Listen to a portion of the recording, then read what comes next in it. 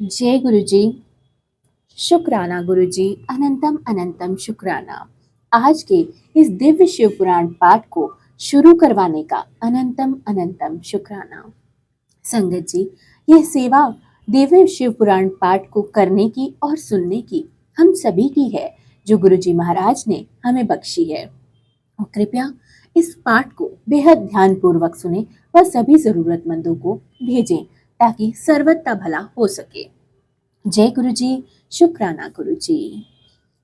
नारद जी का शिव तीर्थों में भ्रमण, शिव गणों को शापोद्धार की बात बताना तथा ब्रह्मलोक में जाकर ब्रह्मा जी से शिव तत्व के विषय में प्रश्न करना।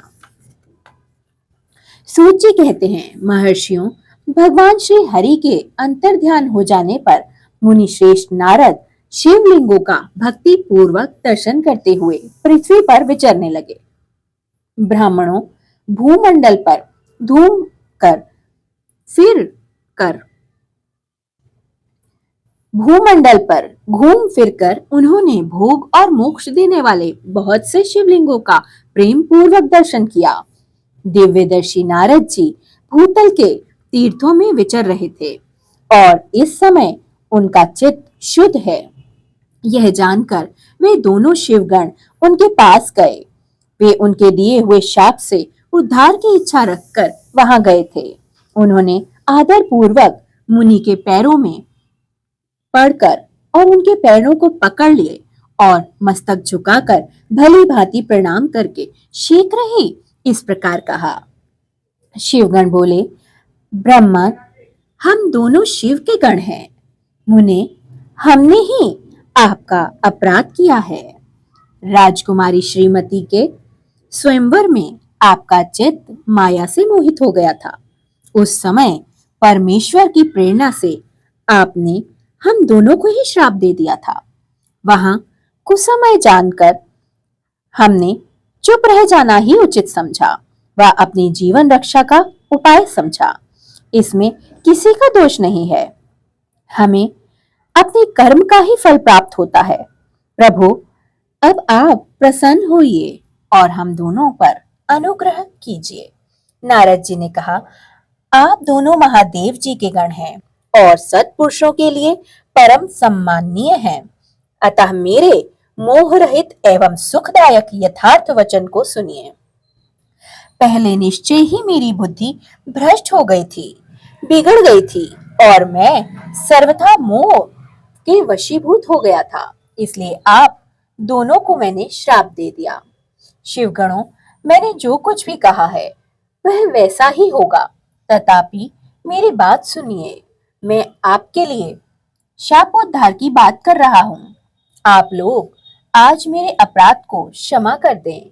मुनिवर, विश्व के वीर से जन्म ग्रहण करके आप संपूर्ण दिशाओं में प्रसिद्ध कुंभकर्ण रावण राक्षस राज का पद प्राप्त करेंगे और बलवान वैभव से युक्त तथा परम प्रतापी होंगे। समस्त ब्रह्मांड के राजा होकर शिव भक्त एवं जितेंद्रिय होंगे और शिव के ही दूसरे स्वरूप श्री विष्णु के हाथों मृत्यु पाकर फिर अपने पद पर प्रतिष्ठित हो जाएंगे। सूत जी कहते हैं, महर्षियों, महात्मा नारद मुनि की यह बात सुनकर वे दोनों शिवगण प्रसन्न और आनंदमय हो गए। सानंद अपने स्थान को लौट गए। श्री नारद जी भी अत्यंत आनंदित हो अनय भाव से भगवान शिव का ध्यान तथा शिव तीर्थ का दर्शन करते हुए बारंबार भूमंडल में विचरने लगे। अंत में वे सबके ऊपर विराजमान शिवप्रिया काशीपुरी में गए, जो शिव स्वरूपिणी एवं शिव को सुख देने वाली मानी जाती है।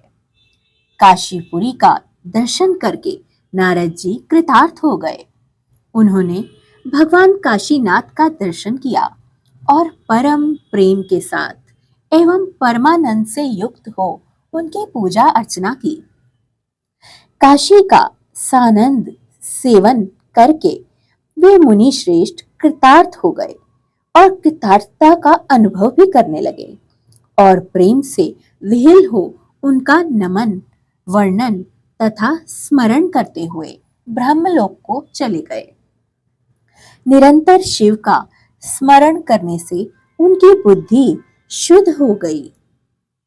वहां पहुंचकर शिव तत्व का विशेष रूप से ज्ञान प्राप्त करने की इच्छा से नारद जी ब्रह्मा जी को भक्ति पूर्वक नमस्कार करते हैं और नाना प्रकार के स्रोतों द्वारा उनकी स्तुति करते हैं। उनके शिव तत्व के विषय में पूछा। उस समय नारद जी का हृदय भगवान शंकर के प्रति भक्ति भावना से परिपूर्ण था।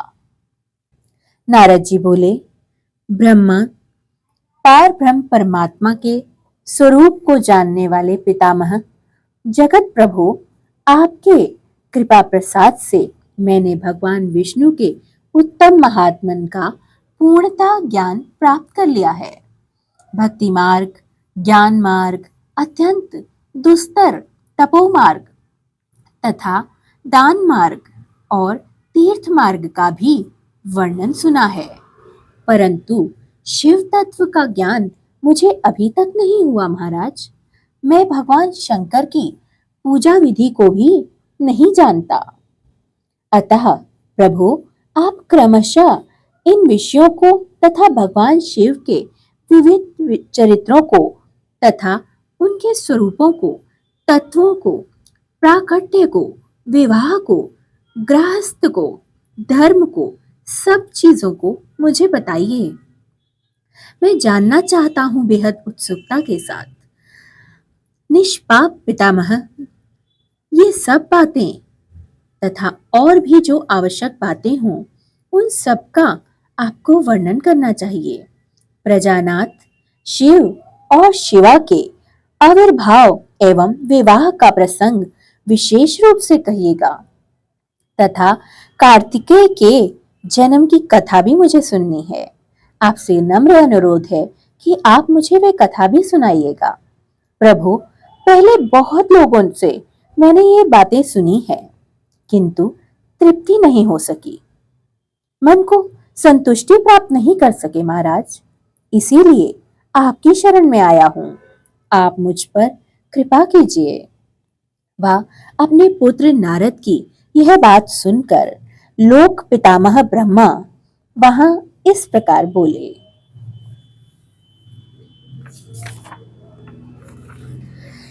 जय गुरुजी, शुक्राना गुरुजी, अनंतम अनंतम शुक्राना। आज के इस महादेव शिव पुराण पाठ को पूरा करवाने के लिए बहुत बहुत शुक्राना मेरे गुरुजी। गुरुजी महाराज, जहाँ जहाँ ये पाठ सुना जाए व पढ़ा जाए या औरों को सर्वत्र भले की कामना से भेजा जाए, उन घरों में सदा के लिए माँ लक्ष्मी का वास हो। कभी कोई दुख दरिद्रता, रोग, मानसिक, आर्थिक, शारीरिक परेशानी उस घर के निकट भी ना भटक सके महाराज। सर्वत्र कल्याण हो और आप वहां पर सदा के लिए वास करें। गुरुजी महाराज, कृपा कीजिए, सर्वत्र कल्याण कीजिए, सर्वत्र भला कीजिए। आपकी बेटियां करवा चौथ की पूजा के लिए तैयारियां कर रही हैं। गुरुजी, अपनी सभी बेटियों को उनका सुहाग ब्लेस कीजिए। गुरुजी महाराज, आपकी सभी बेटियों के हाथों में आपके नाम की मेहंदी रचे और सदा सुहागन का आशीर्वाद हमें प्राप्त हो। गुरुजी, आज मैं ये आपसे खास अरदास करती हूँ कि गुरुजी महाराज, हमारे हाथों की मेहंदी सदा ऐसे ही अच्छे से लगी रहे और चेहरे पर सदा एक प्यारी सी स्माइल हमेशा बनी रहे और हमारा सुहाग हमेशा बना रहे। गुरुजी महाराज, अपने बच्चों को हमेशा ब्लेस करना। आज सारी संगत, सारी बेटियां गुरुजी की मेहंदी लगाएंगी। गुरुजी महाराज, उनको सबको ब्लेस करना और बहुत सारी खुशियां देना। गुरुजी महाराज, सबकी झोलियां खुशियों से भरना और सभी जोड़े बहुत ही संपन्न और खुश रहें और दीर्घायु प्राप्त हो। संगत जी, गुरु जी की इस सेवा को जरूर आगे बढ़ाएं और सर्वत्र कल्याण की कामना से गुरु जी से सभी अरदास किया करें कि सभी पितृ संतुष्ट हों, सर्वत्र कल्याण हो, वनस्पति प्रकृति सब बेहद प्रफुल्लित हो और फले फूले और समस्त जीवों का कल्याण हो। सभी इस पृथ्वी पर विचरने वाले जीव जंतु संतुष्ट हों, कभी उन्हें भूखा ना सोना पड़े, सब पे रोजगार प्राप्त हो, सभी बुजुर्ग संतुष्ट हों।